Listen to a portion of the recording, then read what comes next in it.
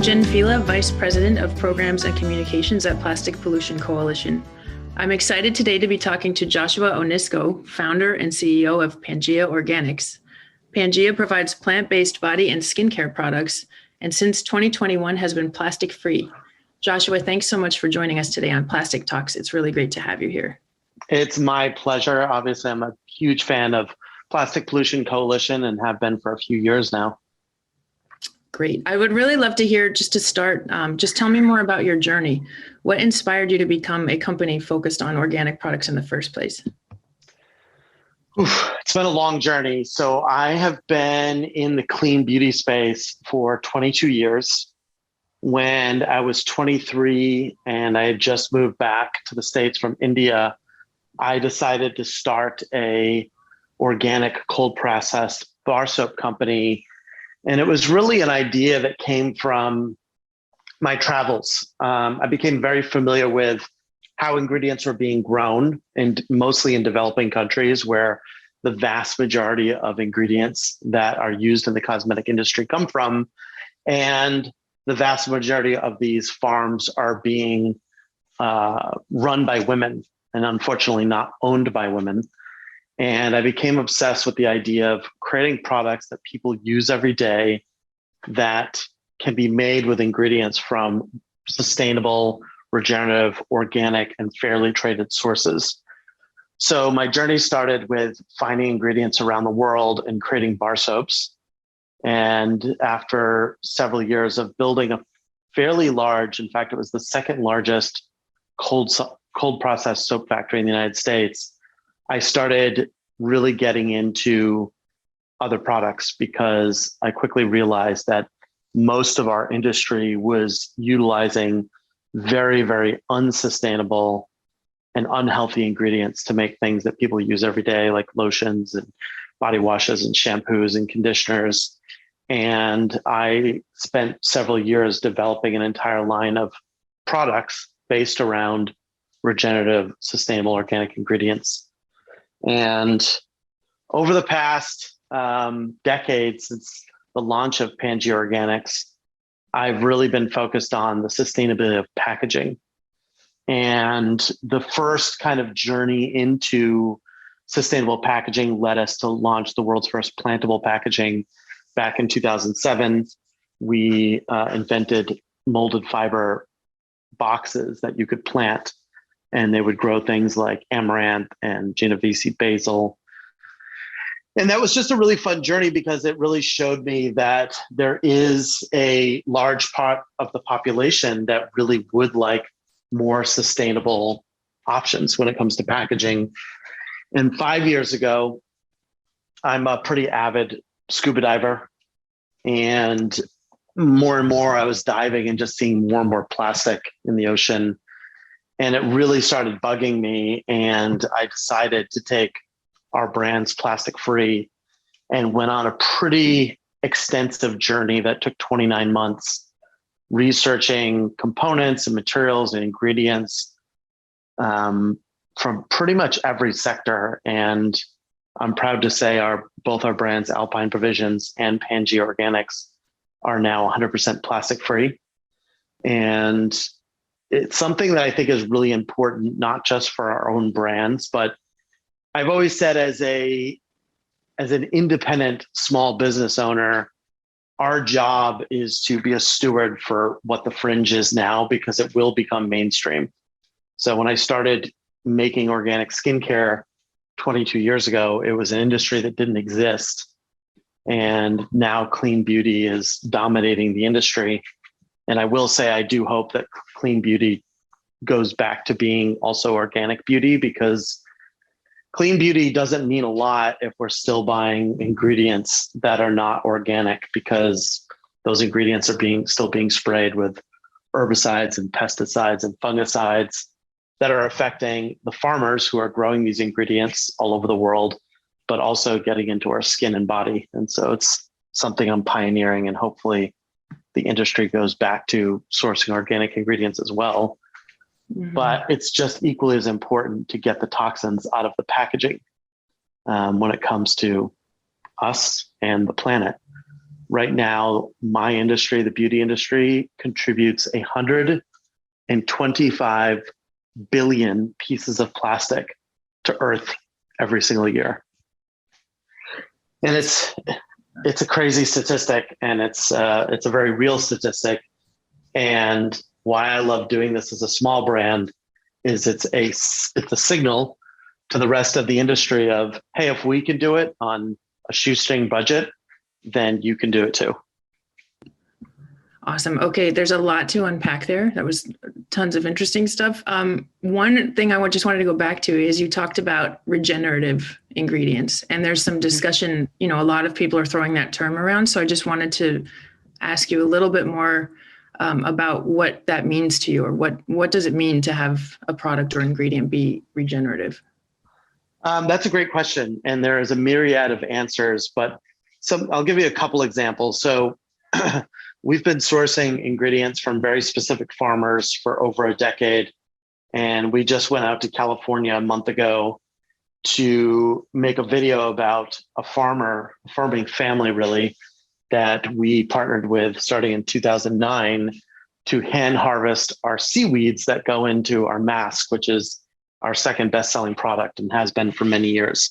And the reason why we partnered with them is seaweed is one of the biggest carbon sinks in the world. So every second breath we take, we owe to the ocean. The ocean is creating the oxygen that we breathe. And two of the main drivers of oxygen generating plants is seaweeds. And the other one is obviously plankton. And a lot of seaweeds, unfortunately, are being harvested very unsustainably. They're basically, imagine like what clear cutting is to forests, they're doing with the ocean floor and destroying like the ecosystem, plants and animals in the process. And so we started working with this amazing family of nature spirit herbs in Northern California. And what they do is they go to an area once a year and they hand harvest one of every 4 plants. So when they go in and harvest and they leave, nobody could ever tell they were even there. And even more importantly, so plants have root systems and sea vegetables have what's called a hold fast.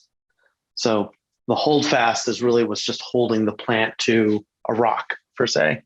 And what they do is they move about 6 to 10 inches up from the hold fast and use a knife and cut the plant. And so not only can you not tell they were there, but when they go back a few months later, the plant has completely regenerated itself. And so it's living in accordance with a natural ecosystem.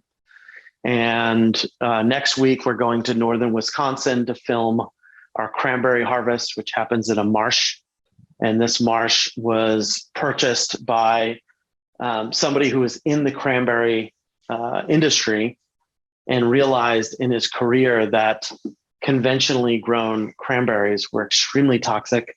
In fact, during the harvest of conventional cranberries, farmers actually have to wear hazmat suits because there's so many toxins in the marshes or in the bogs, if you're in Massachusetts, that they couldn't get the water on their skin. So he bought 600 acres of cranberry marshes and converted it to organic no-till farming.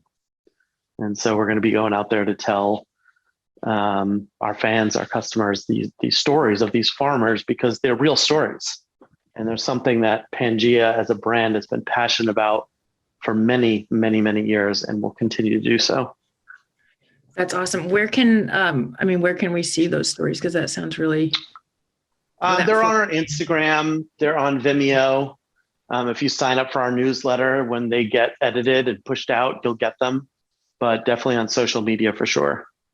Okay, great. What are your social media handles, just so we have them? Pangea Organics is Pangea Organics, and alpine.provisions is the Alpine Provisions handle. Okay, great. Also, I saw on your website that your grandparents helped instill in you a love of gardening and growing food. I would love more about that, and how does it influence your company today? I also had, I know it says you have a Ukrainian grandmother, and I also have Slavic roots. So I was really drawn to that part in particular. So I would just love to hear more about your grandparents. Yeah, both. My grandmother on the Ukrainian side was an avid farmer, I should say, like gardener. She had probably one of the most diverse little postage stamps of a yard in the town that I grew up in. She was xeriscaping long before anybody knew what that term meant. And she was the first person, along with my grandfather on the Italian side, who taught me about composting. And I have very, very specific memories about my grandmother taking me out in her backyard and showing me how she mixes coffee grounds and eggshells to make compost. And then my grandfather, it was more about food scraps and also vegetation and how he turned the manure. And my grandfather was a third generation farmer who actually, lived on a farm, and he grew a vast majority of vegetables.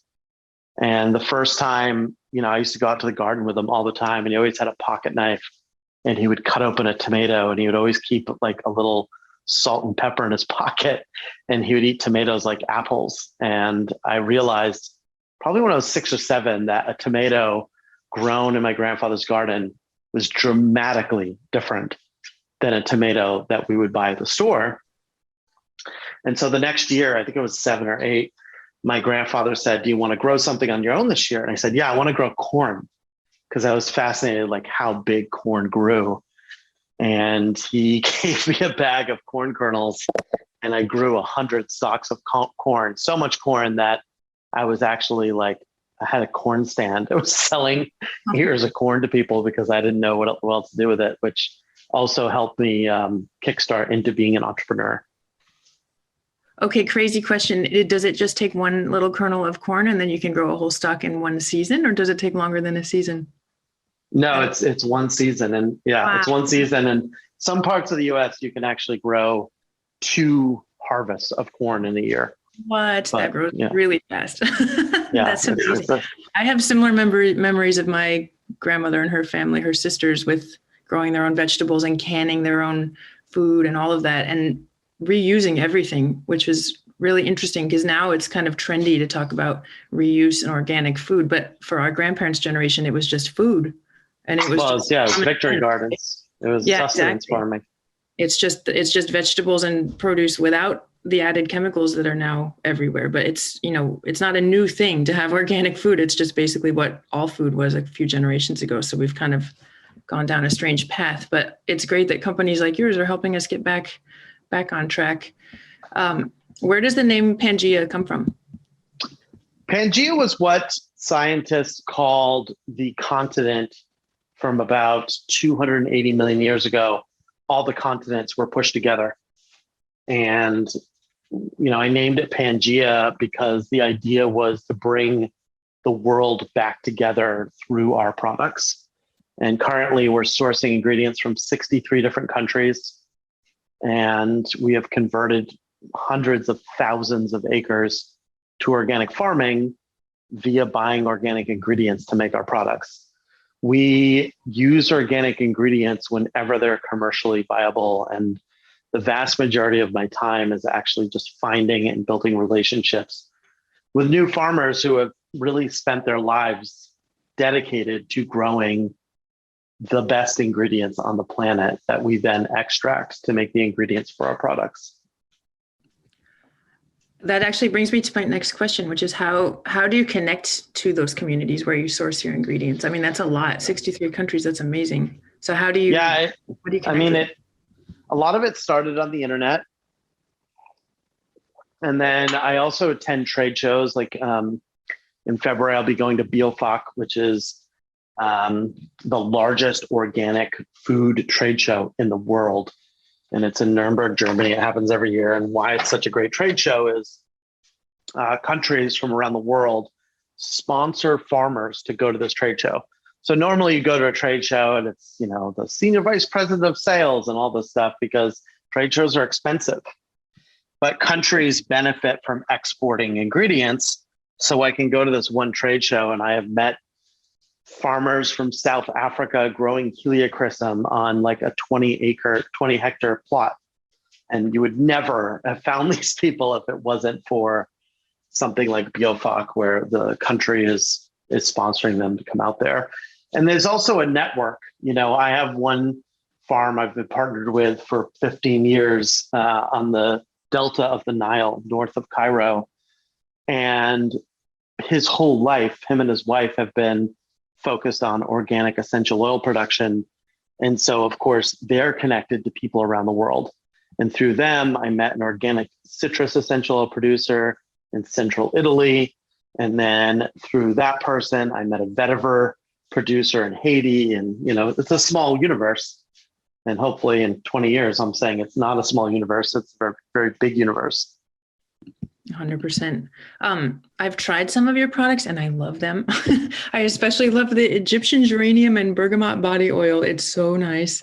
And I was looking at the ingredients list this morning and it's amazing. It's almost like reading a science book. It's just a list of oils and extracts from flowers and roots and stems and seeds and leaves, which was just really nice to see. It's all natural stuff. Yep.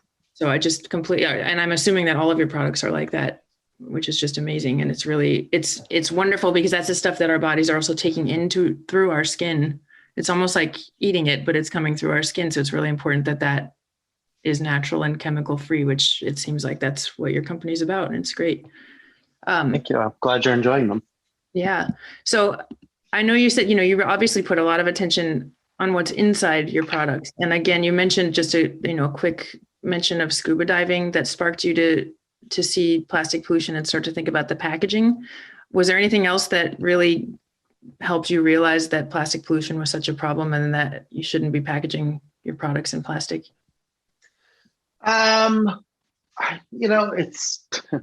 It's kind of just like you move down the line, like when you're looking at the world from the lens of, as a creator, what can I do to create a better future?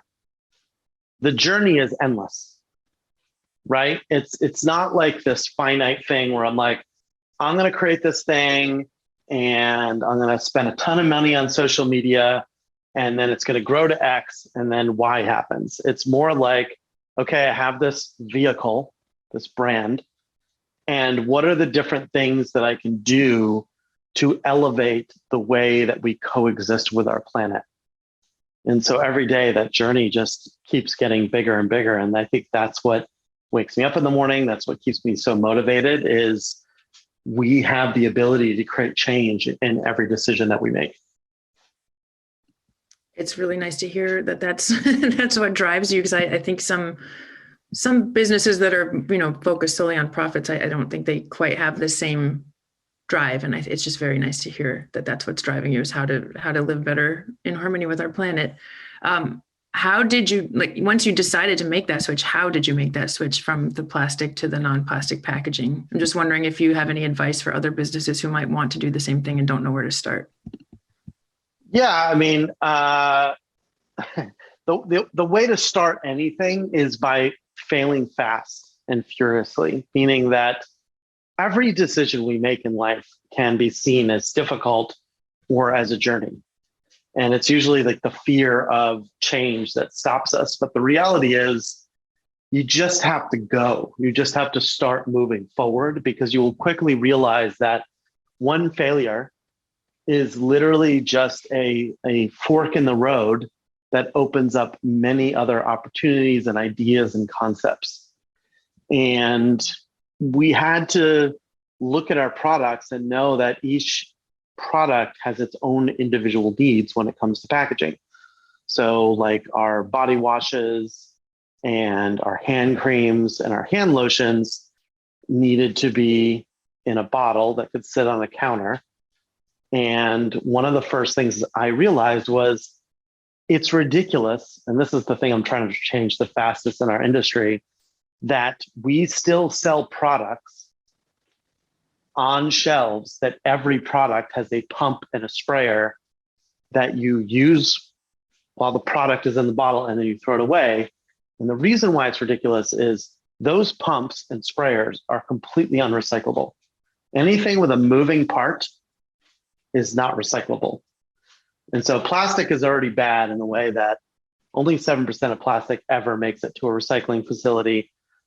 And it can only be recycled 1 or 2 times if it's lucky but plastic pumps just go straight into the landfill. And so what we realized is, hey, we still need pumps and sprayers because we're not going to get the world to like unscrew a cap on a hand soap and pour a little bit in their hand, screw it back on. Some people do. And for those people, we have an option for you. But what we realized is we just had to engineer better pumps and sprayers so that when you buy a bottle of our product, you get it and it has an aluminum cap on it, which is fully recyclable. And you buy one pump and that pump should last you a decade, meaning that every couple of months when you have to buy a new hand soap, you just simply take the pump out of the old bottle and put it in the new bottle. And we're really hoping to inspire the industry to make that change because that's a change everyone can make overnight. It's not something that takes a lot of deep engineering or thoughts. We just need to like think about things differently, critical thinking. So and right now, if someone wants to buy your product, then they have to choose to buy that pump in addition to the correct. Soap. And if you're a purist with plastic free, you don't have to. You can put the bottle on your. Just open it and pour it in my hand. I think that's great. I get really frustrated sometimes when I order a product that appears to be plastic free and then they just send you the pump and you don't even want the pump and you have no choice to say you don't want it. They just, I know I've dealt with something. Yeah, some more natural, sustainable branded like shampoo or something. And then they just send you a pump. And it's like, what are you going to do at that point? Because you just don't. And what I tell people, the best way to get those brands to stop is kindly, not angrily, kindly comment on social media posts. Say something like, hey, I'm a big fan of your yada, yada. I really wish you didn't send me this with every order. And I've been doing it with, I have a company that I love making custom protein powders with. And they send me one of those 2 tablespoon scoops and every one. And I've been messaging them just saying like, look, I love your brand. Please stop sending 2 tablespoon scoops with because it's such a waste. And it's like something that should last people literally their entire lifetime. I'm always tempted to send the thing back. I thought that's what I'm going to say is just send it back in kind with a little note that says, thanks, but what am I going to do with this now? It's not really recyclable. I don't want it to go into the landfill or be incinerated. So you take it back and do something with it. Yeah. But it's hard to find the time to do that. Yep. But I'm glad you don't just send it along. So thanks on behalf of everyone who doesn't just get it when they don't want it. How did you choose which materials to use instead of plastic? It's a lot of R&D. We have aluminum, we have powder coated glass. We were able to work with an Apple corporation backed company that started making pretty high tech molded fiber to protect electronics during shipping. And we became the first company in the world to use molded fiber as primary packaging.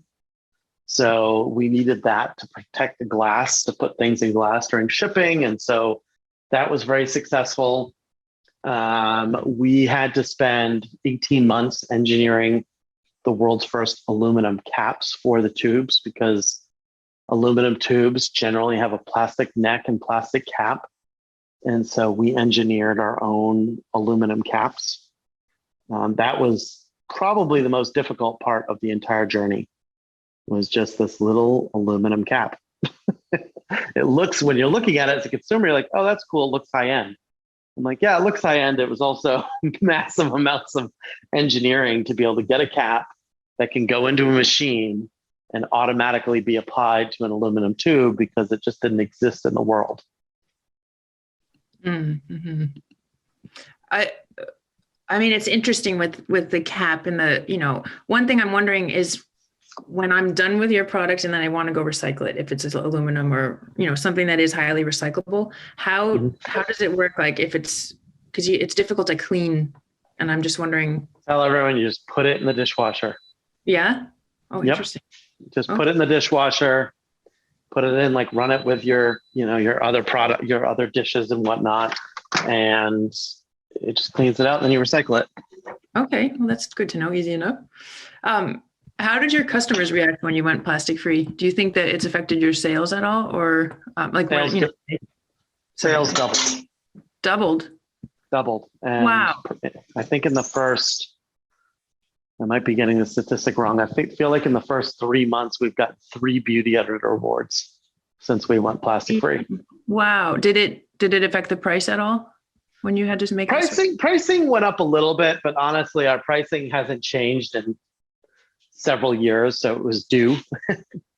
But I think it's one of those things you get with what you pay for. I mean, Alpine Provisions, I am proud to say we have been able to keep the entire brand under $20. So as far as value and quality, Alpine Provisions is absolutely incredible. Pangea is a luxury brand. And so when I say the word luxury, what I mean is, as a creator, as a formulator, I'm able to go out in the world and buy the absolute highest quality, anti-aging, sustainable, regenerative ingredients in the world to produce the product. I don't have any boundaries. With Alpine, I have to use the same, sustainable, regenerative ingredients. But for example, I can't use rose oil in Alpine Provisions products because rose oil is $8,900 a pound. But I can use a lot of wood oils, which I love because most wood essential oils are actually a byproduct of the lumber industry, which a lot of people don't know. So they're a lot less expensive than plant oils, which have to be grown specifically for the production of oils. So just to go back, so just for people who might not know, Alpine Provisions was your first company, or how is it Pangea other than Alpine is actually very new. It is a company that I started to cater to the kind of outdoor adventure lifestyle, because the brand was created to fund a scholarship fund that I have that sends disadvantaged youth to Outward Bound programs. And for those of you who don't know what Outward Bound is an amazing nonprofit that takes kids from all over the world into outdoor leadership programs. And why this was so important to me is because the first time I really went on a hike, I moved up to the mountains in my VW bus when I was 18 years old. And going on hikes and learning mountaineering and rock climbing and survival skills changed my life and my appreciation of nature dramatically overnight. And about 5 years ago, I was hiking and I said, if we want future generations to respect the earth and understand nature and live in accordance in a regenerative future, we have to give them the opportunity to understand why it's important. And so the Alpine Provisions Scholarship Fund was formed.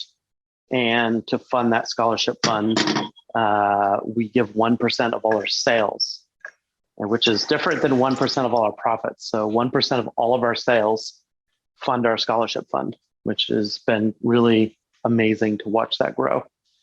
So back to Alpine Provisions. So the products that you sell are similar to Pangea, but just a slightly lower price point. Is that correct? Yeah, they're similar.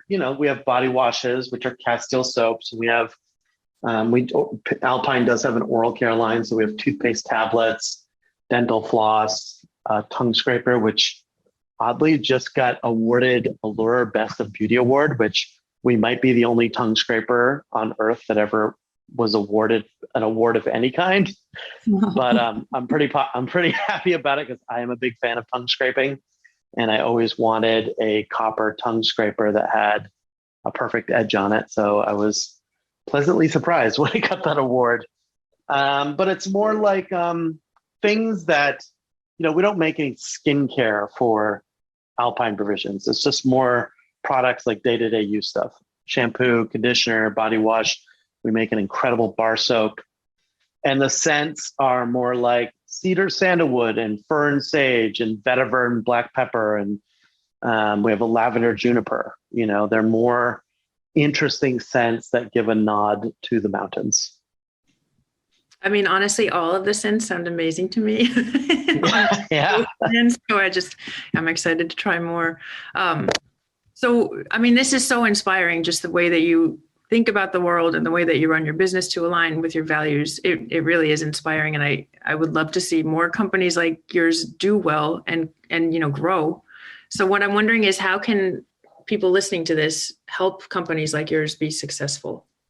Well, I'm glad you asked, and I'm very excited about what we are about to launch in the next couple of weeks. We have decided that we're raising capital to grow the brands even further. And up until 5 years ago in the United States, it was illegal for people who were not independently wealthy, which in the US means have a liquid assets of more than $1 million, to invest in privately held companies. And this has been one of the driving forces between the disparity of wealth in the United States. And legislation was passed that now allows people to invest in privately held companies up to 10% of their annual income. And there's been a bunch of really beautiful platforms that have kind of been created around this new law. And one of the ones that was, I think they were actually the first one, the most popular one, is called WeFunder. And so Pangea is about to launch a WeFunder campaign to raise capital from our consumer base. And so to me, this is the democratization of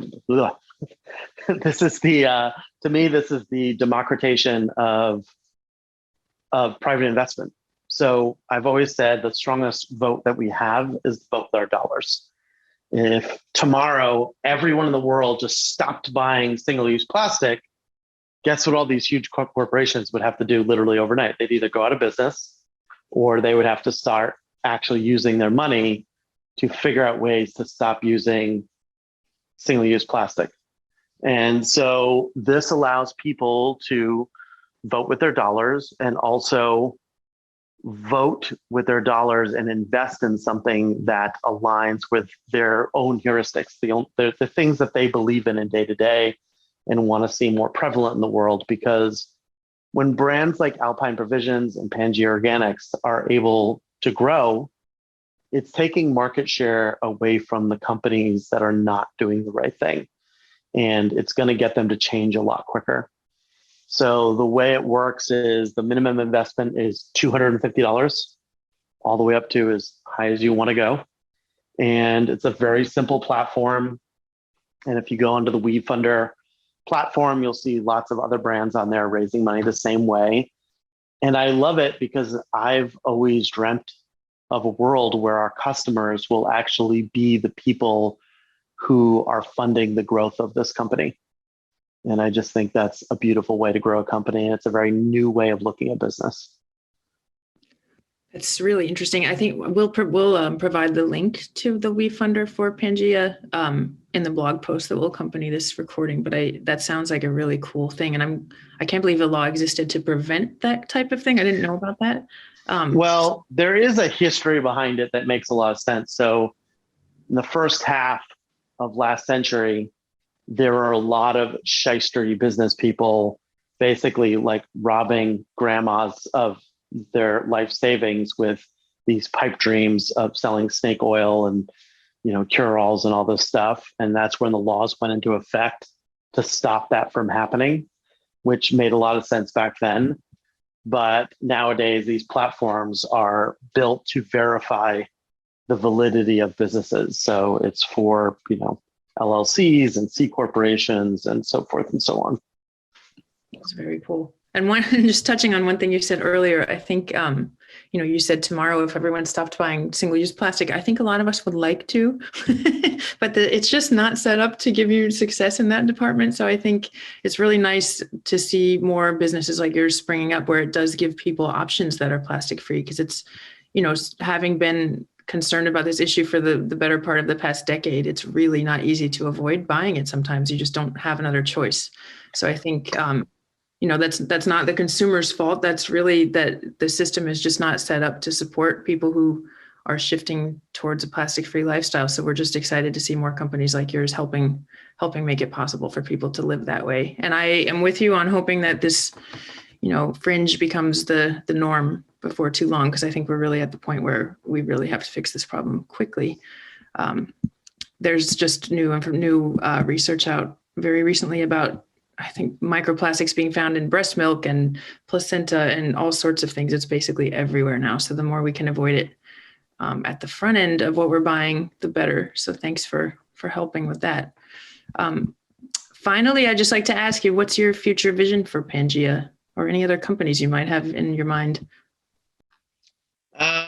Future vision of Pangea is in the next 3 years, we are going to be launching something that actually allows us to eliminate packaging altogether. And it's something that I've been working on for many years, and I'm very excited about it. And I can't say too much more about it. Okay, well, I'm excited now too.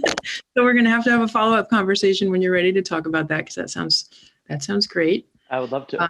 Yeah, that sounds really, really great. I'm hoping that it has to do with refillable and reusable products, because that's Absolutely what we're all advocating for as the solution to this crisis that we're in. So excited to hear that. Yeah, anything else you'd like to share before we wrap up? I don't. Just thank you very much for having me on here, and thanks for everyone for listening. And again, thanks for being part of the Plastic Pollution Coalition. And it takes all of us, and it takes all of us to share as well. Share the things that you believe in. When you find a brand that's doing the right thing, spread the word. It takes all of us. 100% agree. Thank you so much, Joshua. And it was really nice speaking to you, and we'll talk again soon. Likewise. Talk to you soon. Take care. Thank you for listening to Plastic Talks. If you enjoyed this interview, please like and subscribe. This program was made possible by the generous donations from our supporters worldwide. If you would like to hear more interviews with experts and activists and would like to support our work, please visit plasticpollutioncoalition.org.